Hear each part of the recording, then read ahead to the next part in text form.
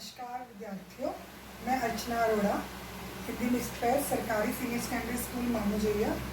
आज 9वीं कक्षा का विषय भाषा और लिपि लेके आई हूँ।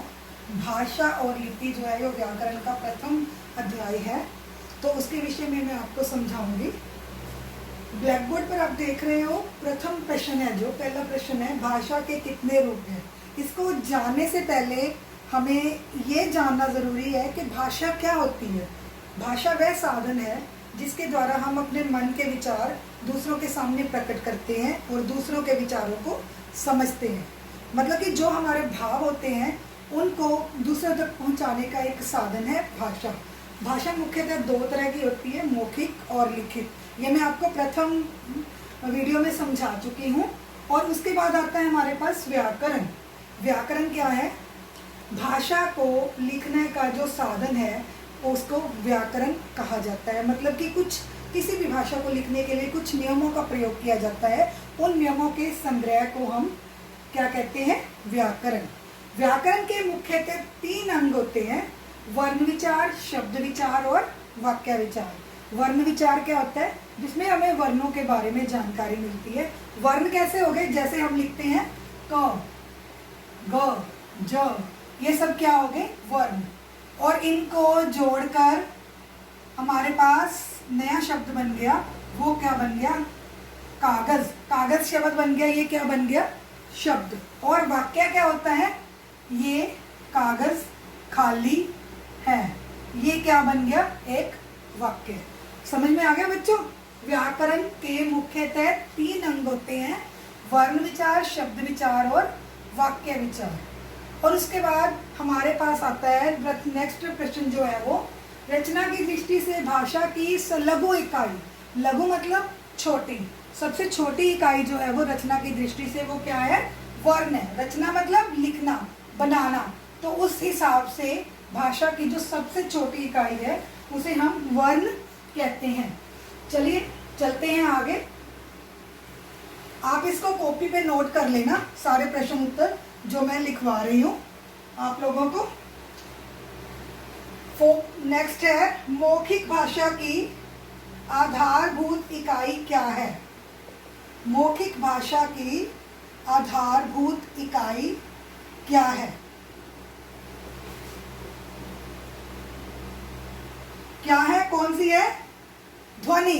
ध्वनि मतलब जो आवाजें हमारे मुख से निकलती है उन्हें हम ध्वनि कहते हैं। बोलने वाली जो भाषा है उसकी सबसे लघु इकाई ध्वनि है, और जो लिखने वाली भाषा है उसकी सबसे लघु इकाई है वो है वर्ण। हिंदी की लिपि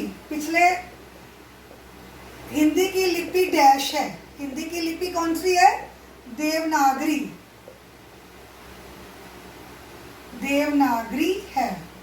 लिपि के बारे में मैं आपको बताना चाहूंगी कि लिपि जो होती है, किसी भी भाषा को लिखने के लिए कुछ चिन्हों का प्रयोग किया जाता है। उन चिन्हों के समूह को हम लिपि कहते हैं। हिंदी की जो लिपि है उसका नाम है देवनागरी। पंजाबी की लिपि, जैसे हिंदी की लिपि देवनागरी है, पंजाबी भाषा को लिखने के लिए गुरमुखी लिपि का प्रयोग किया जाता है। तो हिंदी की लिपि देवनागरी और पंजाबी की लिपि गुरमुखी। रोमन लिपि में लिखे जाने वाली एक भाषा।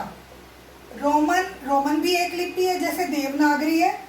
रोमन लिपि में लिखी जाने वाली भाषा। आप इसको कैसे करोगे? रोमन लिपि में जो भाषा लिखी जाती है वो होती है अंग्रेजी या जर्मन। ये दोनों भाषाएं जो हैं वो रोमन लिपि में लिखी जाती हैं। तो यहाँ पे हमारे पास 7 प्रश्न हो गए।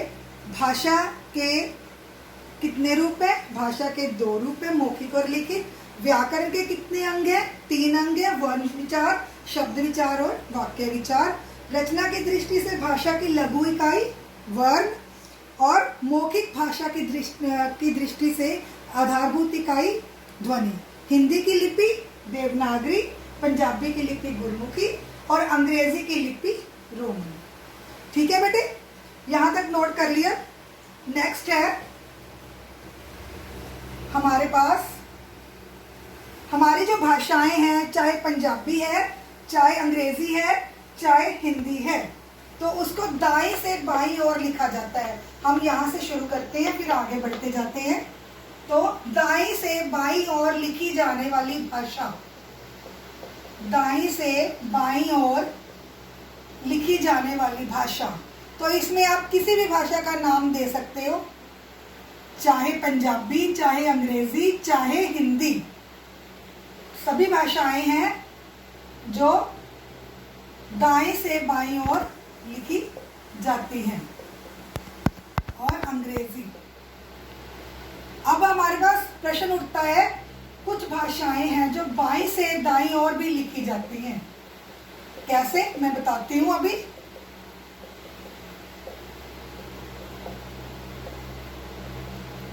बाईं से दाईं ओर लिखी जाने वाली भाषा, ये है उर्दू।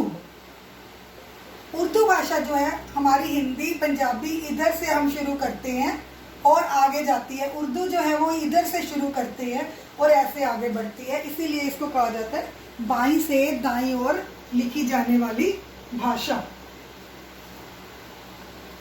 हाँ जी, लास्ट प्रश्न है, नेपाली और मराठी भाषा की लिपि। नेपाली और मराठी भाषा की लिपि, तो इनकी लिपि भी कौन सी है? देवनागरी।